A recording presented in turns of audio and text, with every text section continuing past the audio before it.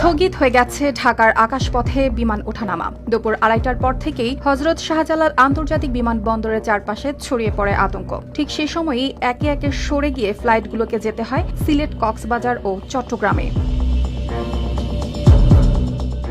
এদিকে শনিবার সন্ধ্যা পর্যন্ত বিমানবন্দরের কার্গো ভিলেজ এলাকায় আগুন রাজধানীর কয়েক কিলোমিটার দূর থেকেও ধোঁয়ার কুণ্ডলী আকারে দেখা গেছে। অগ্নিকাণ্ডের অংশে মজুদ ছিল বিদেশ থেকে আমদানি করা নানা ধরনের পণ্য ও মালামাল। খবর পেয়ে দ্রুত ঘটনাস্থলে পৌঁছে যায় ফায়ার সার্ভিসের একের পর এক ইউনিট। সবশেষে জানা যায় আগুন নিয়ন্ত্রণে কাজ করছে ফায়ার সার্ভিসের ৩৬টি ইউনিট। আগুনের তাপ এমন ছিল যে আশেপাশের অংশ বিপদসীমায় চলে যায়। টানা তৃতীয়বার অর্জন করেছে দেশের সেরা সুপার ব্র্যান্ড স্বীকৃতি বসুন্ধরা টিস্যু। ফায়ার সার্ভিসের সঙ্গে যুক্ত হন বিমানবন্দর ফায়ার ইউনিট ও বিমান বাহিনীর সদস্যরা। এদের মধ্যে কয়েকজন ফায়ার ফাইটার দগ্ধ ও আহত হয়েছেন বলে খবর পাওয়া গেছে। পরিস্থিতি বিবেচনায় বিমান উঠানামা সাময়িকভাবে বন্ধ ঘোষণা করা হয়। আকাশে থাকা কয়েকটি ফ্লাইটকে ঘুরিয়ে দেওয়া হয়।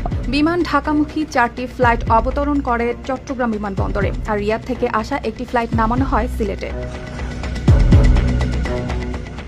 ঘটনাস্থলে এখন কাজ করছে সেনাবাহিনী, নৌবাহিনী, বিমান বাহিনী, বিজিবি, সিভিল এভিয়েশন ও নিরাপত্তা সংস্থার সদস্যরা। চারদিক থেকে ঘিরে রাখা হয়েছে পুরো কার্গো এলাকা।